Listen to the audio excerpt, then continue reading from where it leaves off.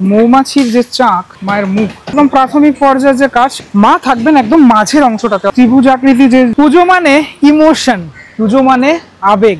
প্রত্যেক বছর পুজো আসে আর পুজোর আগের এই মুহূর্তগুলো, অর্থাৎ এই যে দিনগুলো চলে যায়, সেই দিনগুলোতে আমাদের মন উদ্বেলিত হয়ে থাকে। তার কারণ মানে মাঠে বাঁশ পড়ছে, পুজোর গন্ধটা আসছে, এরকম একটা ব্যাপার। যাই হোক, এই মুহূর্তে দাঁড়িয়ে রয়েছি বেলগাছিয়া মেট্রো স্টেশন থেকে একদম সামনে আসলেই বেলগাছিয়া সাধারণ দুর্গোৎসব, অর্থাৎ টালা প্রত্যয় যাওয়ার আগে এই টালা সার্কাস ময়দানে যে পুজোটা হয়ে থাকে সেখানটাতে দাঁড়িয়ে রয়েছি। কি পুজো হচ্ছে এবার সেটা আপনাদেরকে এই ভিডিওর মধ্যে দেখাবো, খানিকটা প্রস্তুতি। মেট্রো স্টেশন থেকে আসার পর, মানে নিয়ারেস্ট মেট্রো স্টেশন তো আপনাদেরকে বললাম, তা মানে টালাপত্তা যাওয়ার আগেই এই পুজোটা পড়ে থাকে বেলগাছিয়া সাধারণ দুর্গোৎসব। আপাতত এখানে দেখতে পাচ্ছি বৃষ্টির জন্য সামনে একটা মানে স্পন্সরের যে পুরো ব্যানারটা সেটা রয়েছে। এবছর বেলগাছিয়া সাধারণ দুর্গোৎসবের যে থিম, সে থিমের নাম অস্তিত্ব। শিল্পী দেবতোষ কর এবছর ৭৮তম বর্ষে পদার্পণ করলো এই দুর্গোৎসব। চলুন ভিতরটাতে যাই, ভিতরটাতে গিয়ে দেখানোর আপনাদেরকে চেষ্টা করি। ওদের খুঁটি পুজোটাও বেশ কিছুদিন আগেই হয়ে গেছে। এটা খুঁটি পুজোর যে ব্যানার সেটা টালা পার্ক সার্কাস ময়দান যেই নামেও পরিচিত, অথবা বেলগাছিয়া সাধারণ দুর্গোৎসব নামেও পরিচিত। আমি চলে আসলাম ভিতরের অংশটাতে, একদম প্রাথমিক পর্যায়ে যে কাজ সেটা তো চলছে। আমি এখান থেকে গোলে আসতে হলো আমাকে। তো যাই হোক, দেখাবো সবকটা কাজই হালকা করে দেখানোর চেষ্টা করব। যেখানে প্লাই দিয়ে এই রকমের যে কাজ সেটা করছেন সমস্ত শিল্পীরা। দেখতে পাচ্ছি এদিকেও বেশ কিছু রকম ত্রিভুজ আকৃতির জিনিসপত্র। দেবতোষদার কাজে আমরা জানি যে যেটা দেখে থাকি, ইকো ফ্রেন্ডলি জিনিসপত্র তিনি ব্যবহার করে থাকেন প্রত্যেক বছর। বলবো এই পুজো সম্পর্কে হালকা করে বলি। এইখানটাতে দেখতে পাচ্ছ, মানে আমরা মণ্ডপ থেকে প্রবেশ করার পরে, এটার ব্যাপারে পরে বলছি, মণ্ডপ থেকে প্রবেশ করার পরেই একটা এরকম স্টেজ দেখতে পাচ্ছি, যে স্টেজের ওপরে থাকবেন মা দুর্গা, মানে এই জায়গাটাতেই থাকবেন। আমরা জেনারেলি কি দেখি, মণ্ডপটা কিন্তু খুব বেশি বড় মণ্ডপ নয়, হ্যাঁ, একদম একটা স্বল্প পরিসরের ব্যাপার। আমার মনে হয় গত বছর আরও একটুখানি বিস্তৃত ছিল, এবছর মনে হয় অনেকটা ছোট, মানে আমার মনে হলো, যেটা আমার চোখের আন্দাজে যেটা মনে হলো, আমি না ভুলও হতে পারি। আমরা জেনারেলি দেখি যে মানুষ মণ্ডপ থেকে প্রবেশ করে মাকে দর্শন করেন, এরকম জায়গাটাতে মা থাকেন। এবার আমরা যেটা দেখব, মা থাকবেন একদম মাঝের অংশটাতে, অর্থাৎ দর্শনার্থীরা মণ্ডপ থেকে প্রবেশ করছেন, প্রবেশ করার পরে মাকে তারা মানে 360 ডিগ্রি দেখতে পাচ্ছেন। অর্থাৎ মায়ের সামনের অংশটাতেও মানে প্রতিমা থাকছে এবং পিছনের অংশটাতেও প্রতিমা থাকছে, সেটা বলতে চাইছি। এখান থেকে প্রবেশ করে, এখান থেকে গিয়ে পুরো ঘুরে তারপরে এক্সিট হবে। ওখান থেকে মেলা থাকে একটা মাঠে, এখন মাঠে কাদা রয়েছে। এখানে পুরোপুরি প্লাইয়ের কাজ হচ্ছে, এদিকের অংশগুলো তো প্লাইয়ের কাজ হচ্ছে, এগুলো সব তৈরি হচ্ছে ধীরে ধীরে ধীরে ধীরে। এইসব এই ঠোকাঠুকির আওয়াজটা প্রত্যেকবার আমি পাই, হ্যাঁ, এবং আপনাদেরকে দেখানোর চেষ্টা করি। এবার দেখাই যে জিনিসটা আমাকে অবাক করলো মানে ঢোকার পরেই, সেটা হচ্ছে এখানে দেখুন একটা বিরাট বড় এরকম মৌমাছির যে চাক সেটা কিন্তু আমি দেখতে পাচ্ছি। হ্যাঁ, একটা বিরাট বড় মৌমাছির চাক, সে মৌমাছির চাক রয়েছে যেটাকে বানানো হয়েছে, যদিও এটা মৌমাছির অরিজিনাল চাক নয়, সেটাকে কিন্তু এরকমভাবে তৈরি করা। হ্যাঁ, এই চাকটা কোথায় থাকছে, ওপরে থাকবে কি? মেবি ওপরে থাকবে হয়তো, বা নাও হতে পারে, অন্য কোনো জায়গাতেও থাকতে পারে, যেটা পুরোপুরি এরকম রাউন্ডের ওপর থেকে দেখানোর চেষ্টা করছি ব্যাপারটা। এগুলো না পুরোপুরি পিচবোর্ড কেটে কেটে কেটে কেটে ব্যাপারগুলোকে এরকম, মানে পিচবোর্ডের যে ছাট অংশগুলো আমার মনে হয় সেই রকম, সেগুলোকে জোগাড় করে ব্যাপারটা বানানো হয়েছে। যেটা একটু আগেই বলছিলাম আমি তোমাদেরকে, যে দেবতোষার কাজে আমরা এই ধরনের জিনিসগুলো দেখে থাকি, কাগজ বা এরকম ধরনের কাজ। শিল্পীরা ওপরে উঠে একদম কাজ করছেন, ওইদিকেও মানুষজন রয়েছেন, এদিকেও রয়েছেন, চারিদিকেই কাজ চলছে, যেহেতু একদম তুঙ্গে ব্যাপারটা। এই দেখো প্লাইয়ের ওপরে, প্লাইয়ের এই যে গোল গোল করে ঠিক এরকম করে ব্যাপারটাকে বানানোর চেষ্টা।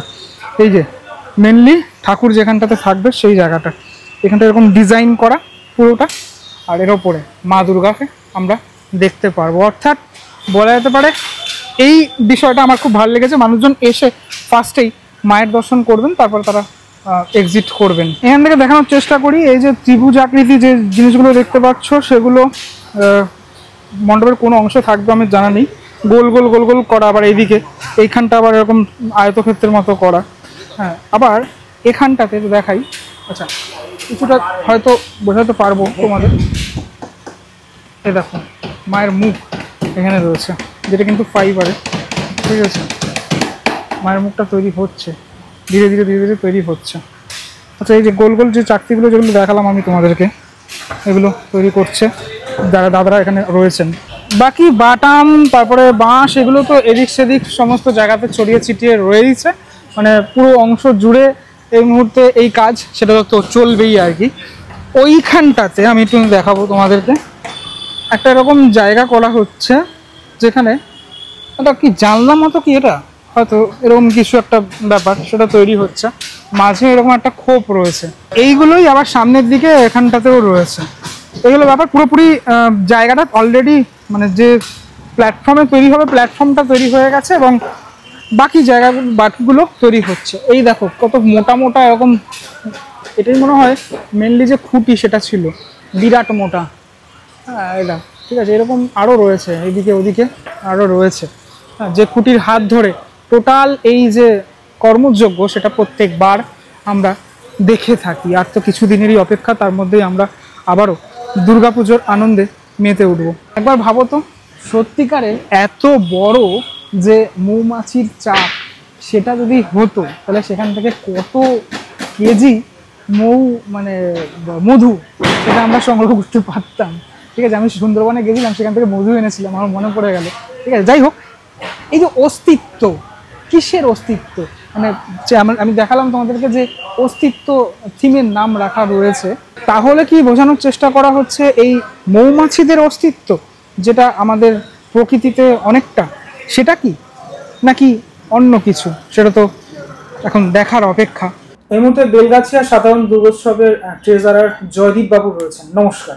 নমস্কার। আপনাদের এবছরের মানে শিল্পী কে আমি জানতে চাই? হ্যাঁ, এবছরের শিল্পী দেবতোষ কর। কি মোটামুটি কি হচ্ছে এবছর, কততম বর্ষ? এবারে আমাদের ৭৮তম বর্ষ। আর এবারে থিমের নাম অস্তিত্ব। অস্তিত্ব। প্যান্ডেল কবে থেকে শুরু হলো?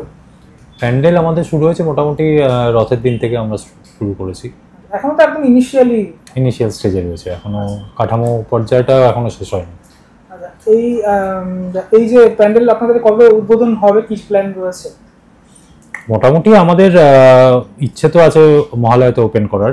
এবার দেখা যাক পরিবেশ, মানে যদি আবহাওয়া সাথ দেয় তাহলে সব ঠিক থাকবে। বৃষ্টির জন্য কতদিন ধরে বৃষ্টির জন্য একটুখানি তো নিশ্চয়ই প্যান্ডেলের কাজ থমকে আছে। ব্যাপারটা বৃষ্টি তো আমাদের পুজোর সাথে একটা মানে একাঙ্গিভাবে জড়িয়ে আছে, তো সেইভাবে আমরা এখন একটু অন্যরকম ভাবে পুজোটা হয়, যে একটা পুরোটাই একটা কাভার এরিয়া করা হয় যাতে ভেতরে কাজের অসুবিধা না হয়, সেইভাবে চলছে। তবে আগেকার মতো এখনো সেই রকম বাধাবিঘ্ন আসেনি। আচ্ছা, পাশেই আপনাদের পাশেই বড় পুজো টানা প্রত্যয়, সেই পুজোর সাথে কতটা কম্পিট করেন প্রত্যেকবার? প্রতিযোগিতামূলক ব্যাপারটা কিরকমটা থাকে? দেখুন, আর্থিকভাবে প্রতিযোগিতামূলক জায়গায় তো আমরা নেই, তবে একটা ভালো জিনিস উপহার দেওয়ার মতো চেষ্টা করি প্রত্যেক বছর। এবং যে কজন লোক টালা প্রত্যয় দেখে আমাদের পুজো দেখতে আসে বা আমাদের পুজো দেখতে টালা প্রত্যয় যায়, তাদের কাছ থেকে যা ফিডব্যাক পাই, কেউ মানে অত বড় একটা পুজোর কাছে যেভাবে একটা মানে লড়াইটা চলে, তাতে সবাই মোটামুটি আমাদের পুজোতে যেভাবে হয়, যেভাবে প্রেজেন্টেশন হয়, তাতে সবাই খুব খুশি থাকে। এবারেও আশা করা যায় খুব ভালো একটা জিনিস উপহার দিতে পারবো। বেশ, মানে মহালয়াতে ওপেন হয়ে যায়, মানে চেষ্টা থাকে প্রত্যেকবারই সেরকম, কারণ একটা কম্পিটিশনের তো ব্যাপার থাকে, তারা সবাই তো মোটামুটি মহালয়া থেকে শুরু করে দেয়। কম্পিটিশন কতটা মানে যোগায়, আশা যোগায় আপনাদের? কম্পিটিশন সেই অর্থে দেখুন, একটা এতগুলো লোককে একসাথে করে রাখার জন্য একটা মানে একটা উৎসাহ দেওয়ার জন্য কম্পিটিশন খুব গুরুত্বপূর্ণ। তো ঠিক আছে, কম্পিটিশনে প্রাইজ পেলে খুব ভালো লাগে, কিন্তু সবথেকে বেশি ভালো লাগে লোকেরা যখন আমাদের পুজোটাকে বেশি প্রাধান্য দেয় বা বলে যে খুব ভালো হয়েছে বা এইগুলো, এই ব্যাপারটা। বেশ, আমি মণ্ডপের ভিতরে দেখলাম যে একদম প্রাথমিক পর্যায়ে যে কাজটা মোটামুটি হচ্ছে। এই যে রাস্তা, সেই রাস্তা তো আর কিছুদিন পরেই দুর্গাপুজো, তখন তো অনেকটাই ভরে যাবে। যেটা জানতে চাইবো সেটা হচ্ছে পুজোর সাথে রাজনীতি কতটা পরিপূরক? অনেকে বলে থাকেন যে নেতার পুজো বড় হয় আর নেতাহীন পুজো বড় হয় না, এটা নিয়ে কি বলবেন আপনি পুজো সংগঠক হিসাবে, কি বলবেন? আমি জানি না, যে সমস্ত পুজোয় নেতারা হয়তো জড়িয়ে আছে তারা হয়তো সেই ব্যাপারটা ভালো বলতে পারবে, কিন্তু আমাদের পুজোর সাথে একদম রাজনীতি যুক্ত না। আমরা আমাদের পুজোয় সেরকমভাবে রাজনৈতিক ব্যক্তিত্ব কেউ নেই, তো একটা রাজনীতিবিহীন পুজোই আমরা করার চেষ্টা করি। যেভাবে প্রত্যেক বছর হয়ে আসছে সেটা। একদম তাই। দর্শনার্থীদের উদ্দেশ্যে আপনাদের কিছু বলার যদি বার্তা থাকে? দর্শনার্থীদের উদ্দেশ্যে প্রত্যেকবারই একই বার্তা থাকে যে আপনারা আসবেন, আমাদের পুজোটাকে দেখবেন এবং একটা নতুন চমক নিশ্চয়ই এবারে থাকবে, এবং আশা করি একটা ভালো জিনিস উপহার দিতে পারবো আপনাদের।